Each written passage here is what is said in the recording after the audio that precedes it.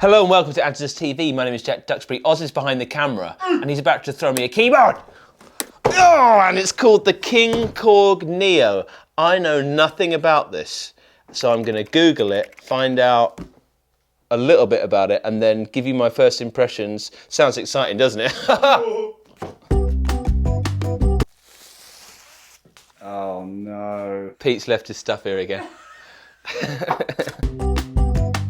Oh, now the first one, it's funny that they've gone for this, Oz, because you won't know, but like, I wouldn't say the KingKorg sits high in the pantheon of Korg keyboards. Right. I only know of one proponent of the KingKorg, big one, well, first one, Corey Henry, I've seen straight, which is reason enough for the OG, and the other one is a good friend and a Guilfordian is Brian Henry. Shout out Brian Henry, big KingKorg user.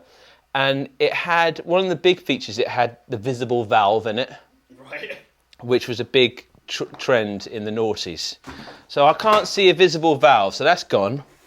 That feels nice. Oh, it's light, it's shiny, and the longest and most robust vocoder mic I've ever seen. Really? Selected with it, yeah. You got to think all the other little, you've seen the microKorg with a little wispy thing. That is serious business. This is what I think people should do more in reviews, is tell people how long it takes to turn on. So we're going to do it. Turning on. 1, 2, 14, 15. 15 seconds. Thanks, Oz, for plugging it in. We heard a little brief snippet, but this is program 001 called Hello KKNS.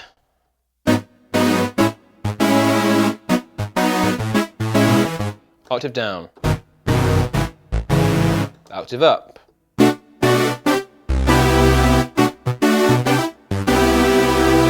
So, without knowing anything about this keyboard, hopefully that was of use. That's the first patch in there. We'll flip through a few more, but as I understand it was all virtual analog stuff. So it's the idea of giving off all the analog synth goodness, but without any of the analogness. The original, I think, was 61 keys. Different proposition here with the size. Yeah, we'll see. I reckon that might have something to do with it, because some of the other ones, the wave state, the OP6, a lot of it is in the manipulation of the sounds and the devices. So I could understand a smaller keyboard, but with this, it might be a tough sell. How does it feel?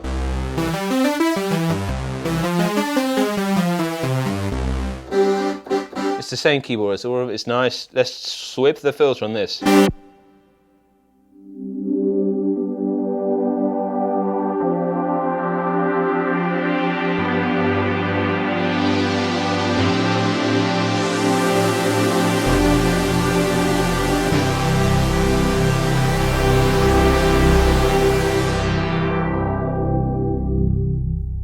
Different types, so that was a Moog. Oh, this is cool. Oh my geez whiz. 18 different types of filter. Let's see if there are any that get me going. That was the Moog one. Prophet 5.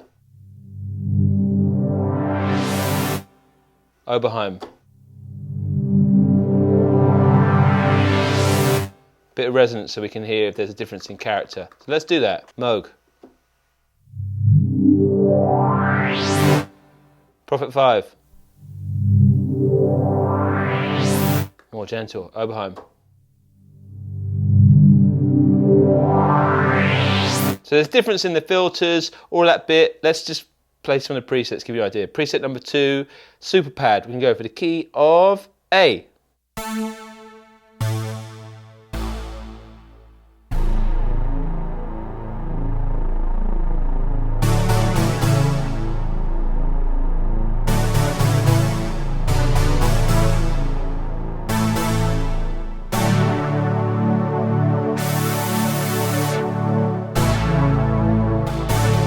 Interesting, so we've got not a pitch bend and mod wheel, but just a joystick. I'm not the biggest fan of that for modulation, but it's great for widdly woo-woo stuff. I'm getting the idea that if we stay here, we're just going to get these big polysynths, so.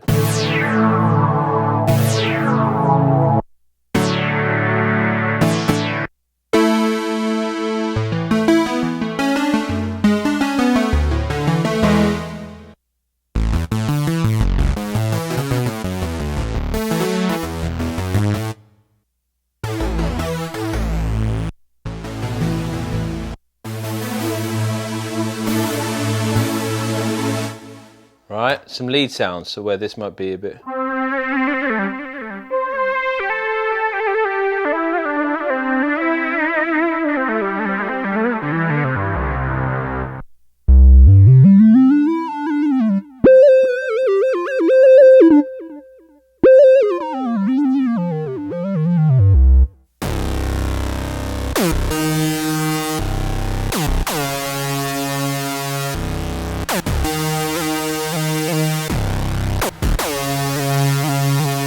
Quite light, that. As you can see it.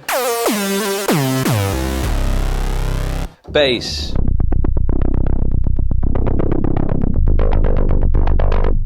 Hey.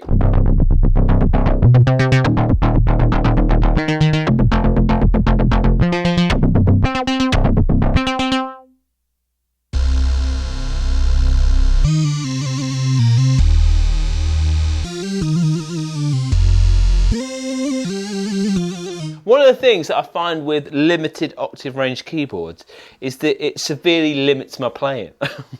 Like the other day when I played one last week, coming back to it, forgive me if I'm shredding in C minor, but when it goes C to here and I've only got this much space, it doesn't really fill me with like, oh, I want to play E minor. I've only then got 2 octaves. Whereas I have at least 3 octaves if I play in C.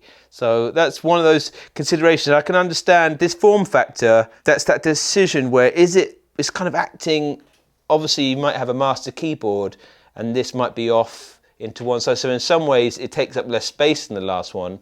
But then I think we might as well just go for modules like we used to back in the day. We just have a rack, but then you don't get the hands-on control. I get it. So we'll listen to some bass/bass.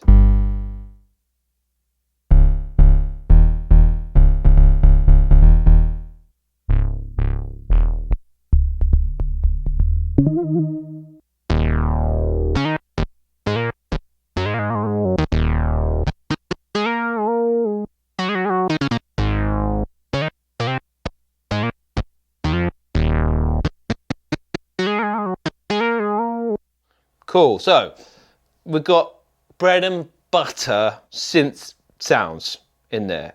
I'm getting we've got paddy, airy stuff.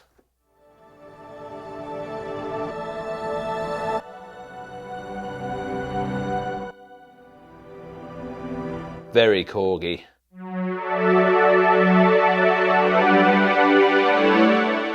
It was the Queen's favourite synth.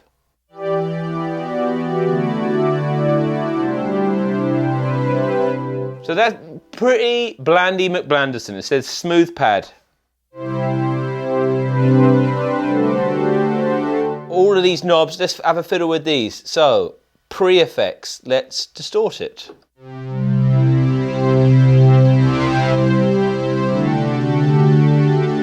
Decimator.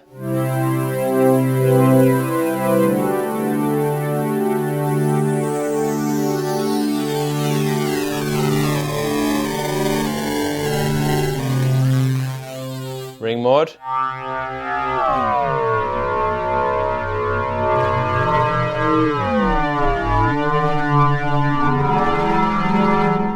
EP amp.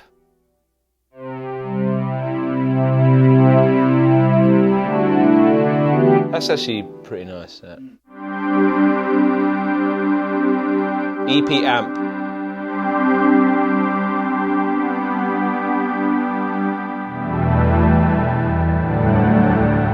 Guitar amp.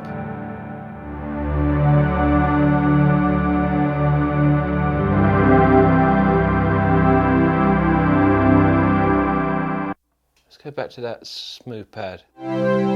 Whack it round to the guitar amp.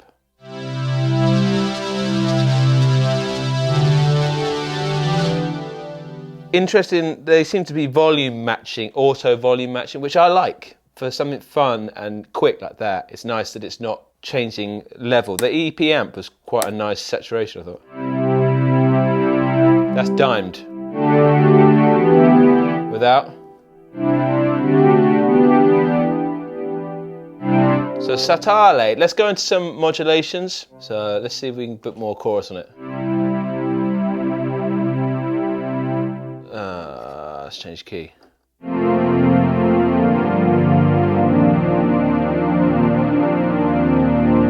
Univibe.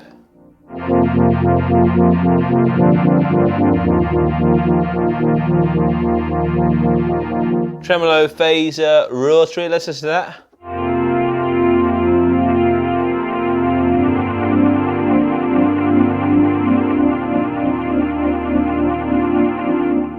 Quite so. What's it like in the headphones, Oz? It's all right, yeah. All right, yeah. Let's go for bell decay. So I should be able to hear some of these reverb delay effects.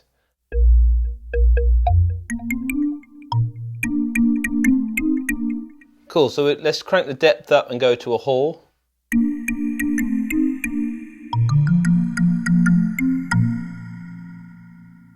Let's max out the time.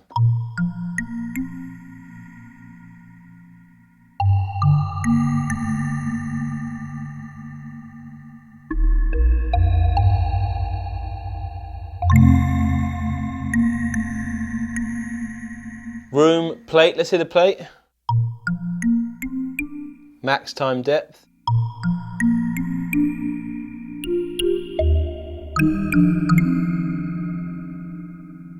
And I think I'm going towards these effects more than I would do on another synth because there just isn't a ton of the traditional analog synth fare of, I'm not being hit with those things, but when I look, I can see them. Oscillator, LFO, EG, sync. So we've got loads of effects in there. Let's jump to the motion category. We're in bell.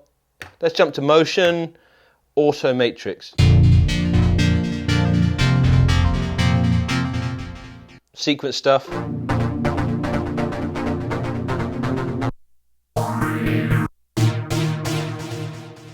That stuff doesn't really get me going. Let's go to SE Voc. I'm hoping that we get some stuff like this.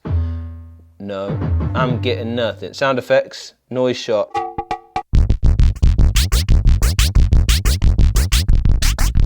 Crazy. It's called Digi Engine.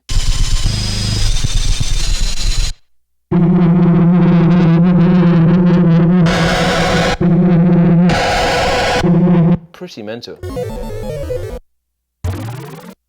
Nuts. Give me some vocoder stuff. Mr. Vocoder, here we go. Does it sound like a vocoder in your ear? It's all, you've got to have headphones in if you're a vocoder in, but let's try some different ones so you be the judge. So that's Mr. Vocoder, robot. Now I'm a robot, I be not trusty.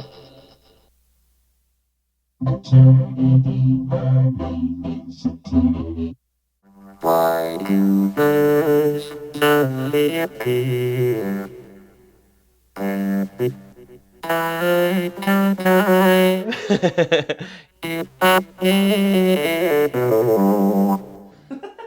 waxing organ.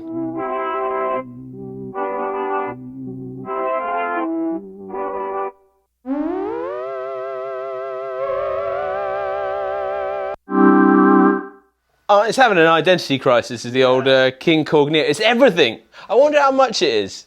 This is a type of thing where if I went into, I'd be over the moon if I got this. I had no keyboard. I was interested in analog synths. It's kind of everything.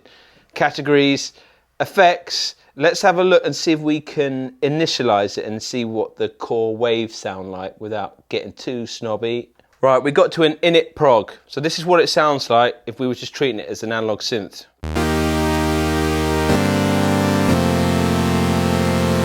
And let's see what we can do. Oscillator select type. So we got some options like dual saw.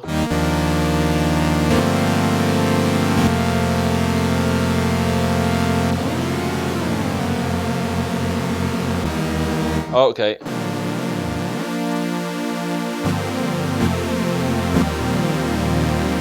I like that. I want to filter it down. Envelope down here. Put a bit of decay on it. A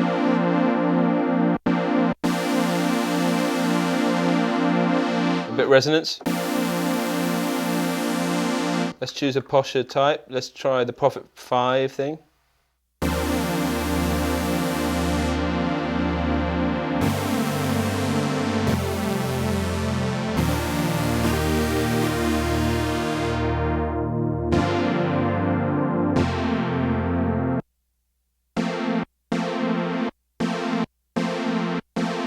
But I want to get amp.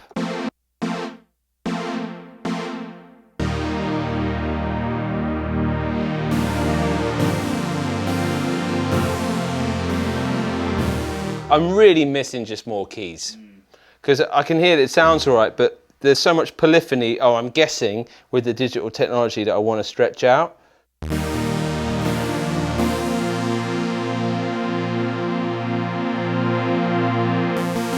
Unison. Oh, that makes it very...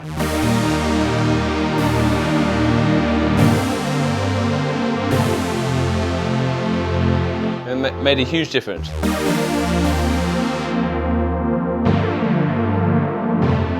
Bit more decay.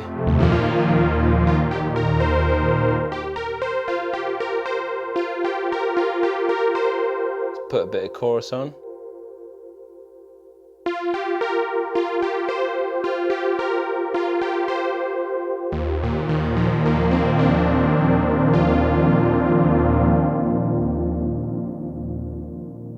That sounds really nice.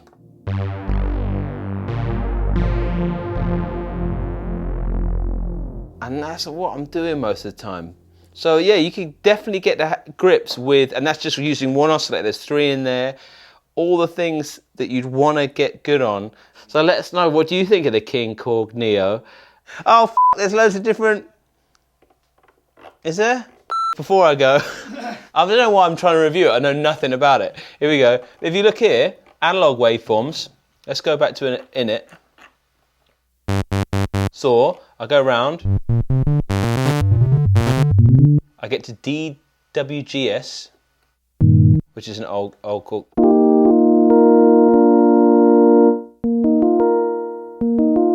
And then let's have a few of these sines.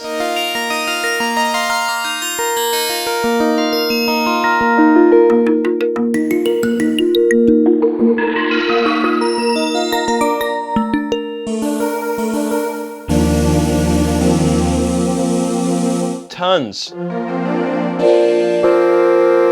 Freeze pad. But what's cool is you can use those as oscillator types, so we can start to get the unison thing should work. Filter it.